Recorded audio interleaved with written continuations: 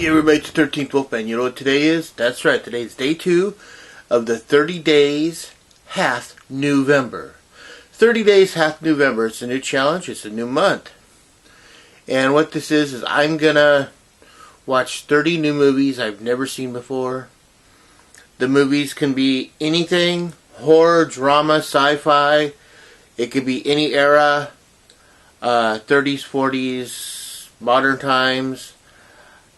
It can be anything as long as it's not part of my collection.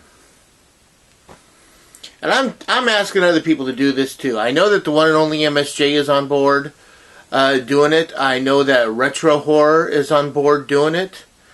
Random Horror, he says he'll do it next year. You know, it just, I would like more people to, have fun with this. It's just, you can watch 30 movies in 30 days, and it doesn't matter how you watch them as long as it's not part of your collection. And as long as you haven't seen them before. So, stream them, rent them, borrow them. Go over to a friend's house and say, hey, you got anything I haven't seen? And then sit down and watch it. I mean, it just sounds like an interesting way to... All the stuff I'm doing, I'm watching off my DVR. So I've got at least 100 movies and TV shows on a DVR, and I'm going to watch 30 of them. And I know I haven't seen them because that's why I record them, because I record stuff I haven't seen. Now, to get on to Day 2's movie. Day 2's movie comes to you from The Asylum. That's right. They're a decent company that put out low-budget movies, but with a spin. And in this movie, I don't recognize any actor. But the movie's called Zombies. Yeah, it's zombies with another O. Zombies. It kind of feels like they looked at like Jurassic Park and said, "What if it was a zoo instead of a Jurassic Park?" And what it is it is a zoo, and it's a zoo that has every endangered species on the planet as part of the exhibition. So you've got white rhinos, you've got all these different kinds of species, and when the movie starts up, this guy shows up with a capuchin monkey.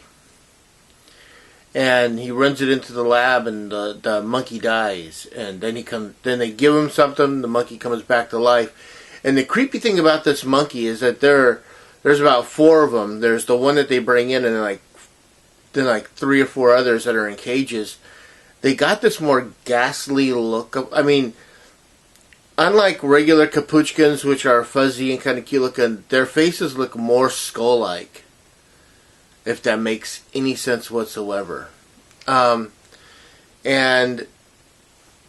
they're zombie animals, and much like the movie the night before, like Mom and Dad, this falls into that same category. All of a sudden, out of nowhere,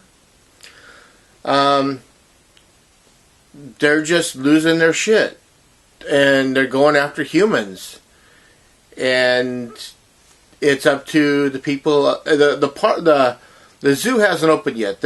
Basically, you have all these interns. They're learning on what to do, and you have the zoo staff, and that's pretty much it. It's not like Jurassic World, where you have all the people in the park and all the staff, and it's just. It's just, a small amount of people, but it's an interesting movie. I found myself it's cheesy at parts. You can tell that at one point you see these elephants, and these elephants are computer generated because they're made badly. Same thing with the lions. But that's part of Asylum's charm. Asylum goes out of their way to,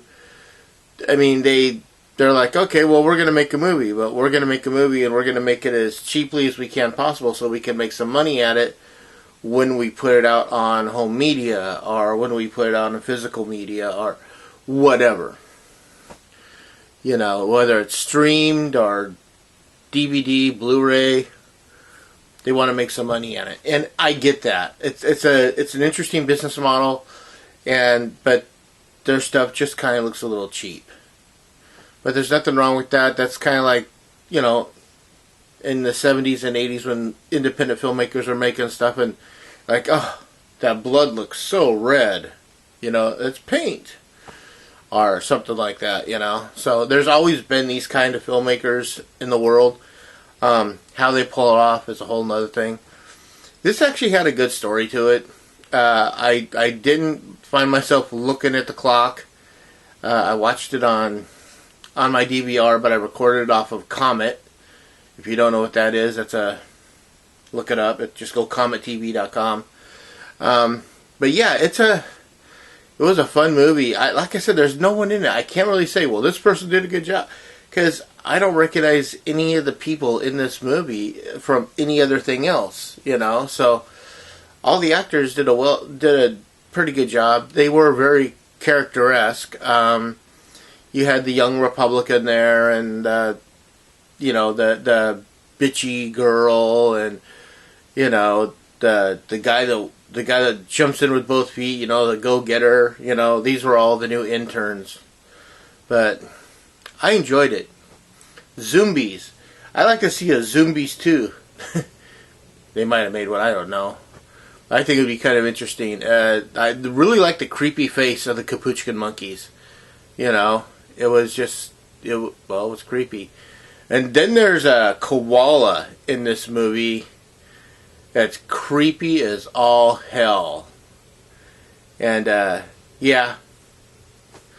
I don't know what else to say, but Zombies, it was a fun time. As always, I am the 13th Wolfman. Always like, subscribe, share, and comment. I always want to know what you have to say. When you do like, it knocks it out to the other people. So, makes it so that other people are able to see it. Subscribe, hit the bell, ding the bell, ring the bell. That way you'll be notified anytime I put something new up. And of course, as always, I am the 13th Wolfman, and I'm on the prowl.